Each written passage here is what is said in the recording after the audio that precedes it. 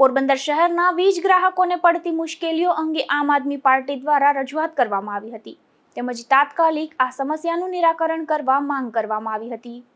પોરબંદર શહેરના સામાન્ય નાગરિકો અને વીજ ગ્રાહકોને વીજ પુરવઠા તથા બિલિંગ વ્યવસ્થાને લઈને લાંબા સમયથી અનેક સમસ્યાઓનો સામનો કરવો પડી રહ્યો છે। જાહેર સેવા આપતી સંસ્થા તરીકે પીજીવીસીએલની ફરજ છે કે ગ્રાહકોને પારદર્શક, ન્યાયસંગત અને જવાબદાર સેવા આપે। તેમ જણાવી આમ આદમી પાર્ટી દ્વારા એવી રજૂઆત કરાઈ છે કે સ્માર્ટ મીટરથી બિલની રકમ ખૂબ વધી જાય છે અને વપરાશ એટલો જ હોય છે, તો આ મીટરો જે સમસ્યાવાળા છે અને અપાઈ ગયા છે તે મીટરોને તાત્કાલિક બદલી કરી અને જૂના મીટરો પરત નાખી આપવામાં આવે।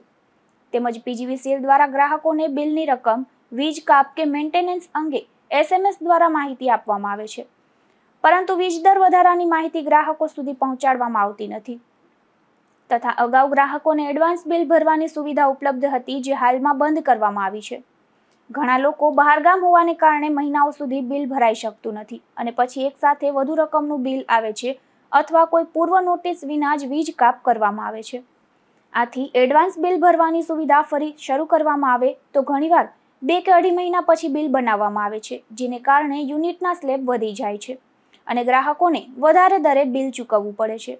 આથી દર મહિને એક નિશ્ચિત તારીખે નિયમિત રીતે બિલ બનાવવાની વ્યવસ્થા કરવામાં આવે અને કોન્ટ્રાક્ટ પર રાખેલા કર્મચારીઓ દ્વારા બિલ બનાવવામાં આવે છે, પરંતુ તેમને વીજ તંત્ર અંગે પૂરતી જાણકારી ન હોવાને કારણે ખોટા કે અંદાજિત બિલ બનાવવામાં આવે છે। આથી બિલ બનાવતા તમામ કર્મચારીઓને યોગ્ય તાલીમ આપવામાં આવે અને તાલીમ લીધેલા કર્મચારીઓ દ્વારા જ બિલ બનાવવામાં આવે।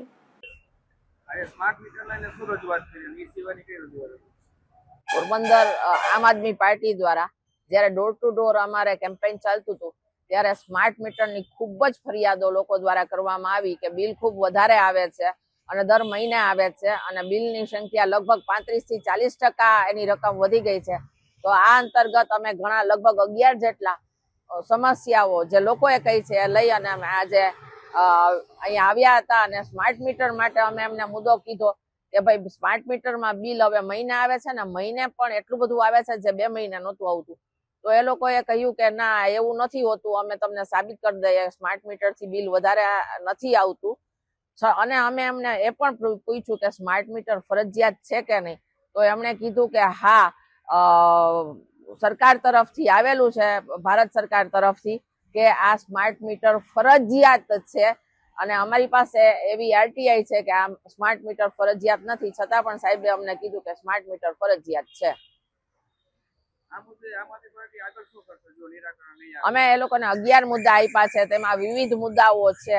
જો આ મુદ્દાઓ ઉપર દાખલા તરીકે ભાવ વધે છે તો સામાન્ય માણસોને ખબર જ નથી પડતી કે ભાવ ક્યારે વધ્યા। બિલ હાથમાં આવી છે તો આજુબાજુમાં પૂછ્યા રાખીએ, તમારે આટલું આવ્યું, તમારે આટલું આવ્યું, અચ્છા બાજુવાળાને આટલું આવ્યું તો બરાબર છે, પણ ભાવ વધ્યો એ સામાન્ય માણસને નથી ખબર પડતી। તો અમે એમને સૂચન કર્યું છે કે તમે જેમ વીજ કાપ હોય છે, બિલ બાકી હોય છે, એના જે મેસેજ કરો છો ફોનની અંદર, એવા જ ભાવ વધારાના મેસેજ પણ તમારે ફોનમાં કરવા જોઈએ, તો સામાન્ય માણસને ખબર પડે કે વીજળીના ભાવ શું છે।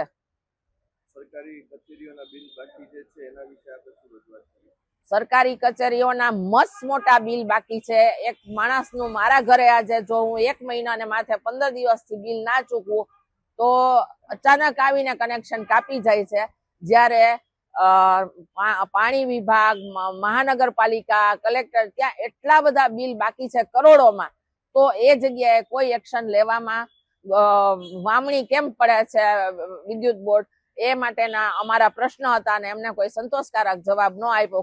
કેશું નોટિસ કરીએ છીએ તો 6 કરોડ રૂપિયા, પાણી પુરવઠાના તો લગભગ 50 કરોડ ઉપર 65 કરોડ બાકી છે, તો ત્યાં કેમ કઈ થતું નથી? અને આપણે સમાન હક છે ભારતમાં રહેતા લોકોને, તો આ વીજ ની અંદર આવું કેમ હોય છે?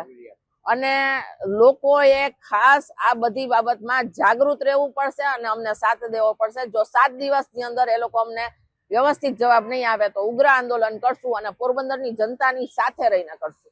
જો આ મુદ્દાઓનું યોગ્ય નિવારણ કરવામાં નહીં આવે તો પોરબંદરના નાગરિકોના હિત માટે આમ આદમી પાર્ટી દ્વારા લોકશાહી માર્ગે રજૂઆતો, વિરોધ કાર્યક્રમો અને ઉગ્ર જન આંદોલન કરવા માટે મજબૂર બનવું પડશે તેવી ચીમકી પણ ઉચ્ચારાઈ છે।